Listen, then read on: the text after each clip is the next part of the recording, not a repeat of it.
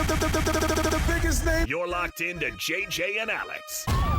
With the insight and analysis on the teams you can't live without. This is 97.5, the KSL Sports Zone. Welcome back, JJ and Alex, 97.5, the KSL Sports Zone. Jeremiah Jensen, Jake Hatchin for Alex Keary. All right, bowl season kicks into high gear. Not only do we have some good bowl games coming up on December 31st, but the playoffs continue as well.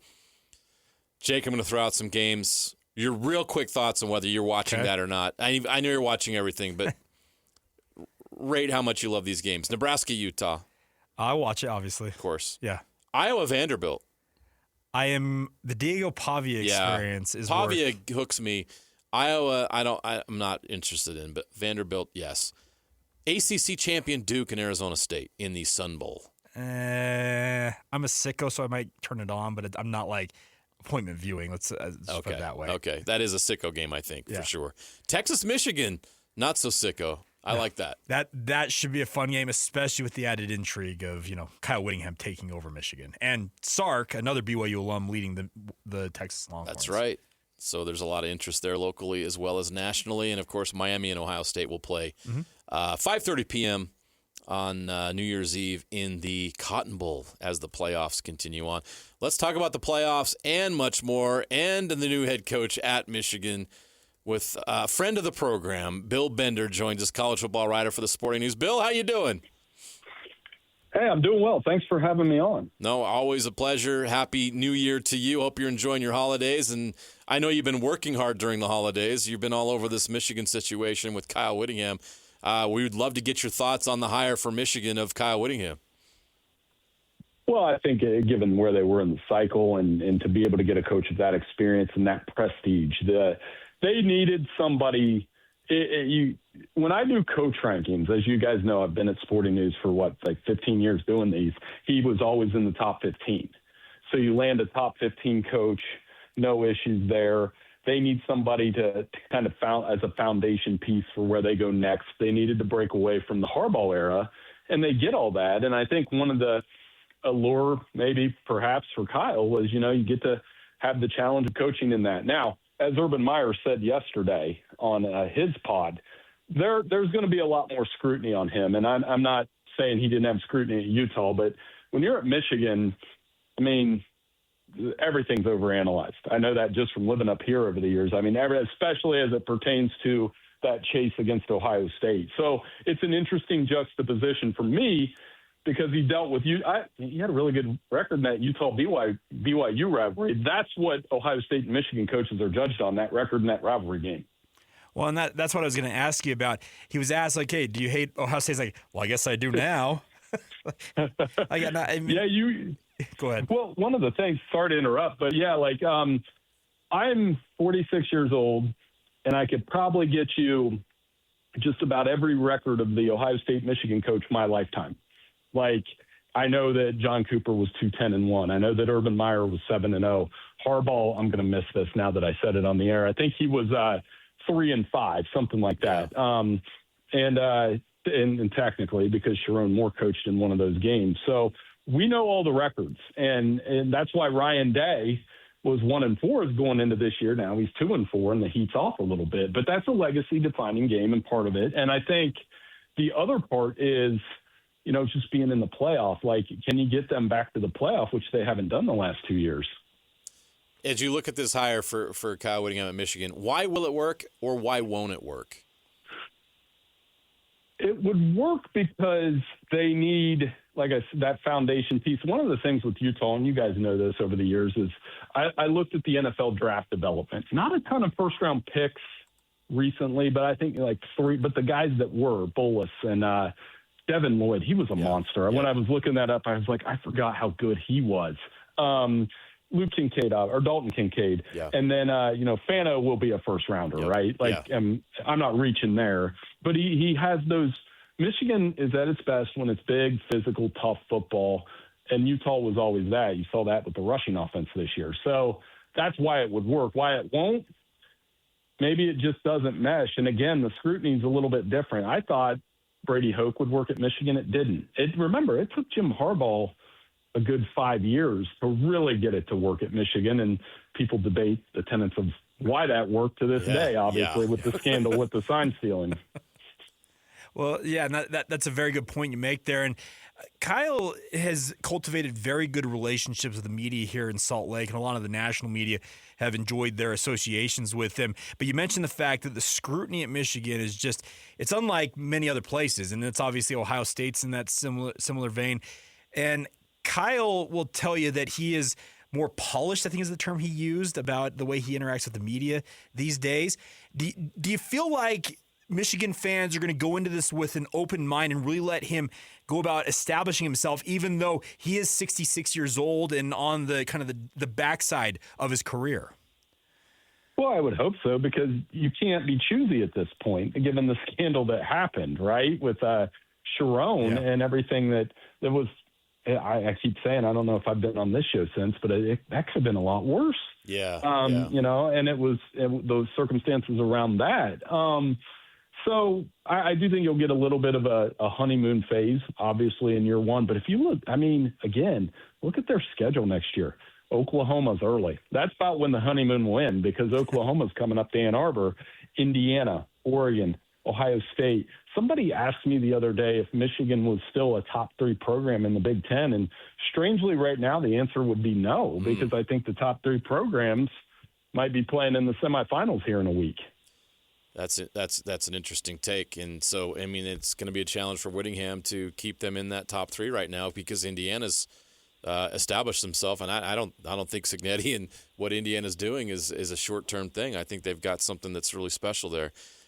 Looking ahead to the playoff quarterfinals, starts tomorrow night, Miami, Ohio State. Do you think there's going to be any surprises here, or do you think it's going to be chalk? I feel like that's going to be chalky, and here's the reason why. We've heard now.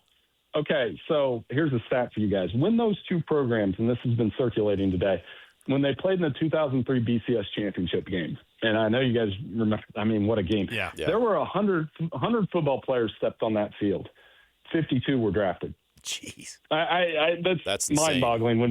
When you go look at the roll call, the best way I described it was Vince Wilfork came off the bench for Miami. Wow. I mean, what are we doing? And an NFL Hall of Famer is a bench player. That's awesome.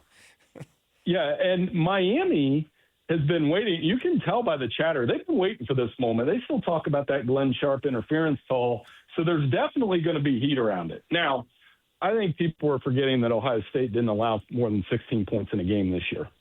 And that defense has All-Americans all over the place, and if Carson Beck turns the ball over, we will get the chalk. If Julian Sayin has time to throw to those receivers, I think the Buckeyes take care of their business. I have it at 27-13, and I feel like that's about right. Now, big game of local interest is the lone Big 12 representative with Texas Tech taking on Oregon. You mentioned the fact you believe that the top 3 teams in the Big Ten could be semifinal bound. That kind of leads me to think that you think that this is a one and done situation for the Red Raiders. Don't feel great about it, though, because I think they can win that game. And you guys saw it up close and personal, so you could probably tell me more. My biggest curiosity going into this game is Texas Tech defense is dominant around Jacob Rodriguez. Is it dominant against Oregon? And Oregon, in the best offense Texas Tech played was Utah by points. And I watched that game. I watched that game all the way through, and I do feel like Utah missed opportunities when that was a game. And then it kind of snowballed in the fourth quarter. You guys can tell me I'm wrong. Yeah, no, that's correct. Does Oregon take advantage of those opportunities around Dante Moore? And if so, how does Texas Tech respond? I think it would be, and I can say this, I think it would be great for college football if Texas Tech won the game, because it would put them in the Final Four, and you'd have a Big 12 team in there instead of an SEC Big 10 invitational. And I think that would be wonderful for the sport. It really is a coin flip game. I lean Oregon because I like their big play capability, but that's not to say Texas Tech can't win that game. Just want to get your thoughts on BYU. They just wrapped up a 12-win season. They've won 23 games in 2 years. Not many teams in the country have done that. Your overall thoughts on what they've accomplished right now and how they can keep that momentum moving now that Kalani Sitake is locked up long term? what they accomplished was I picked Georgia Tech to win the Pop-Tarts Bowl. So they come, and so they busted my picks. That Saturday was brutal, by the way, for me. But they are a very tough program. I think they showed that toughness in that game. Bear played great. He threw the ball well. He got the ball down the field. They took advantage of that Georgia Tech defense. I like the grit around Kalani. I think they are just a solid program. Utah and BYU coming into the Big 12 have been huge additions because I wonder, and something Brett Yormark said at Media Day has stuck with me all year. It would be good for the conference if one or two programs separated. Utah's been good across multiple conferences. BYU has as well. And why can't it be those two programs? And BYU's well on its way to doing that. I mean, they are the only team that has won, what was the stat? It was something like they were the only team that's won double-digit games each of the last two seasons that didn't make the playoff. Mm. Well, that stands out because obviously there was a lot of shouts here locally that BYU was they missed out on the playoff unjustly. I think is probably the best way to say it from a lot of people's perspective out here. Now, Bill, I want to ask you, as you look forward, you mentioned the fact that Yormark, and I was there at Big 12 Media Days as well when he did say that he wanted to see one or two teams separate, and that kind of screams, okay, who's got the most money? And that would scream Texas Tech and BYU, if you believe the reports, that they're the two biggest spenders in the league. Are you of the opinion in this day and age of college football, it's the biggest spenders are going to be at the top of these respective leagues? It's part of that, but I mean, I grew up again in they used to call the Big Ten the Big Two. Yeah. It was just Ohio State and Michigan, and Michigan's in a spot where I don't know. Indiana proved with Cignetti that you can do it that way. You can do it in unorthodox ways. I think Oregon. I don't know. You guys maybe have a better pun than I do, trying to come up with like a oil money versus Nike money tomorrow. Like which one's better and that kind of thing. I do think in the NIL era, the Texas schools have benefited a great deal, whether it's Tech or A&M made the playoff. Texas Longhorns are arguing that they should be in. That is definitely a piece of it, but I still think it's a combo of that, how you recruit, and how you work the portal. As soon as we get off the phone here, I got to go start sorting out all these portal quarterbacks and figure out who's going where. That's a huge piece of this puzzle, too. Oh, man, the dominoes that are about to fall in college football with the portal opening on Friday, I mean, it's going to be pretty wild. And buckle up. I think we're talking locally about how BYU and Utah may have to replace coordinators, both, plural. So it's pretty wild. All the things that are going on behind the scenes right now. The next few days are going to be crazy. And, of course, the playoffs as well. And Bill Bender covers it better than anybody at the Sporting News. Check out all of his stuff. He's got great content on Kyle Whittingham taking over as the Wolverines head coach and much more. Bill, thanks so much for joining us. Always appreciate it. Always great conversation with you. Hey, anytime. You guys have a great new year. I'll talk to you soon. Appreciate it. You too, Bill. Happy New Year. Bill Bender, college football writer for the Sporting News. Some interesting takes on the playoffs, Kyle Whittingham, and BYU moving forward as well. When he knows that rivalry because he still lives in Ohio. Oh no, yeah, he's right in the thick of it. So he knows exactly. That's his wheelhouse. He knows exactly what Kyle Whittingham is in for in his new job. And Kyle's been in this job a long time. Sure, he knows what he's taking on. And when he calls it a top 5 job in the country, there's a lot of things that come along with the top 5 job that aren't fun. Yeah. And you even saw Jim Harbaugh played at Michigan. He is Michigan. And they almost ran him out of town because he couldn't beat Ohio State. Yeah. And he had to cheat to do it. But he did it. Yep. And now he's a legend. Yes. You go to Michigan and you win a national championship, you are immortal. Correct. Yeah. And if Kyle Whittingham, and honestly, the only thing that Kyle Whittingham has not accomplished in his career is going to the playoff and winning a national championship. Mm-hmm. And you're now taking over a job and going to a place where that's expected every year. Even under Sharon Moore, Michigan fans expected to go to the playoff and compete for a national championship. Why not? They did it 2 years ago. So that's the expectation that Kyle Whittingham is walking into. And when you don't meet that expectation, and Bill brings up a great point, is Michigan still top 3 program in the Big Ten? I think top 4, top 5. I'd say top 5-ish, but that's not what Michigan wants to be. I mean, Penn State Yeah. 2 years ago made a further run than Playoff Michigan did. semifinal, yeah. I know that things didn't happen well this year. They got a new head coach. I think they nailed their hire.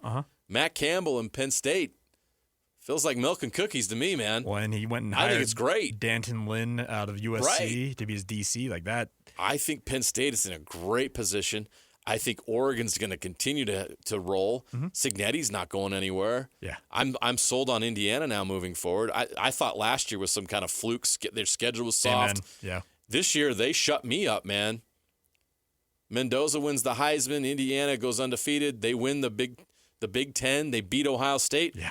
I'm sold on Indiana, man. That's not a flash in the pan, folks. Indiana's here to stay. Kyle Whittingham's got his work cut out for him at Michigan just to finish in the top 4 or 5 in the Big Ten now. But I think that's what he's looking forward to with this, because he understands if you have that success, because he does want to play in the playoff. He does want to have a chance to compete for a national title. And if he has the success he envisions, maybe he doesn't win the Big Ten. But, JJ, if he finishes in the top 3 in the Big Ten, you're going to be in the playoff field. And then you get a chance every year. You finish top 3 in the Big, and if the playoff expands to 16, 4. You're getting 4 teams in from the Big Ten. Sorry, that's how this is going to work. Yeah, so I think he's looking at it pragmatically, saying, I don't have to win the league every year. No. I just got to finish in that top 4. Just got to get to the playoff. But Bill brings up a great point. Where's Michigan in the hierarchy right now? Yeah. Kyle Whittingham's got to establish it pretty quick that we're in the top 3.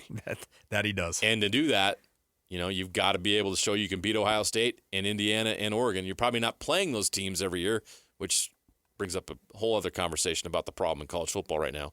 Well, the conferences are too big. But correct. You just got to get to the playoff, get to the Big 12 championship or Big 10 championship game, get to the playoff. Kyle Whittingham has to prove that he can do that. And to do that, though, you're probably going to have to be top 4 in the Big 12 or the Big 10 every single year. And that is the standard, and that's the expectation of Michigan. And if you fall short, they're going to come get you. Yeah. They're coming for you. They'll let you know real quick. The fire's a lot hotter in Ann Arbor than it is in Salt Lake City. I promise you that.